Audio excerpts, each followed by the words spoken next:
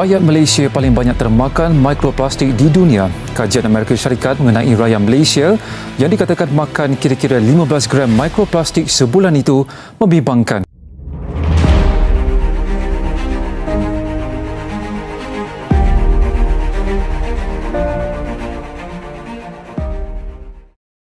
What's a microplastic? Microplastics are very small plastic particles, less than 5 millimeters in size.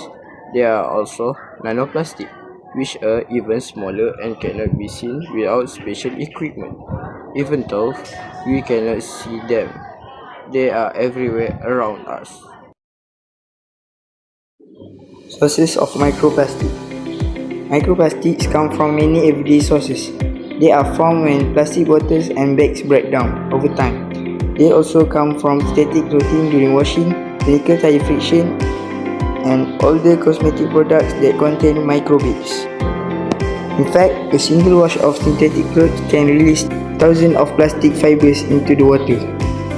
How they form and enter water. Large plastic items break down into smaller pieces over time. When it rains, these tiny particles are carried into drains, then into a river, and eventually into the ocean. Importantly, plastic does not fully disappear. It only becomes smaller and more difficult to detect.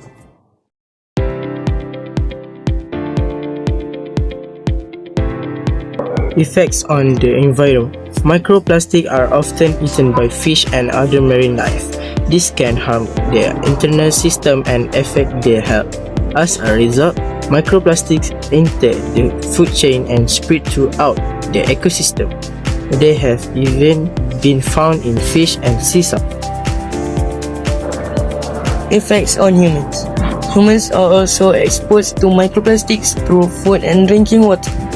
For example, we may consume microplastics when eating seafood like fish or shellfish, drinking bottled water, or even using table salt.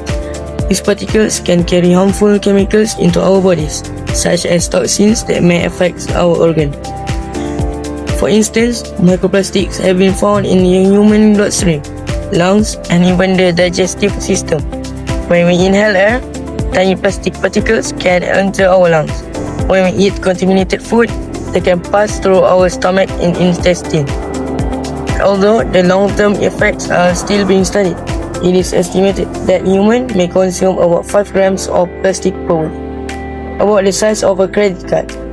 This means microplastics may slowly accumulate in our body over time, potentially affecting organs such as the liver, kidneys, and lungs. Why is it dangerous? Microplastics are dangerous because they are extremely small and difficult to filter, allowing them to enter the human body easily. Once inside the body, they can travel through different systems. For example, in the respiratory system, microplastics can be inhaled into the lungs, possibly causing irritation or breathing issues. In the digestive system, they pass through the stomach and intestines, where harmful chemicals may be absorbed. In the circulatory system, studies suggest microplastics can enter the bloodstream and be transported to different organs. These particles may also trigger inflammation or carry toxic substances that affect normal body functions. They exist in many water sources around the world, making exposure almost unavoidable. Most importantly, their long-term impact on human health is still uncertain because they can interact with important organs inside the body. This makes microplastics an even more serious and concerning issue. How can we reduce it? We can all take simple steps to reduce microplastics pollution. For example, we can reduce single-use plastics, reuse and recycle materials, and filter our drinking water.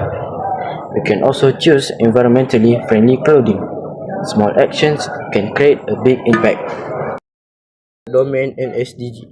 This topic is closely related to the human body domain because microplastic can enter and affect our internal system, such as the lungs, bloodstream, and digestive system.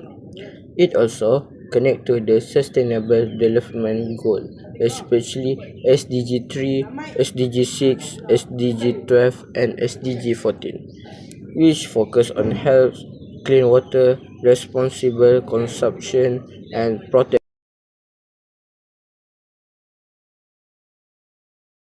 Hello, I'm Nur Asila.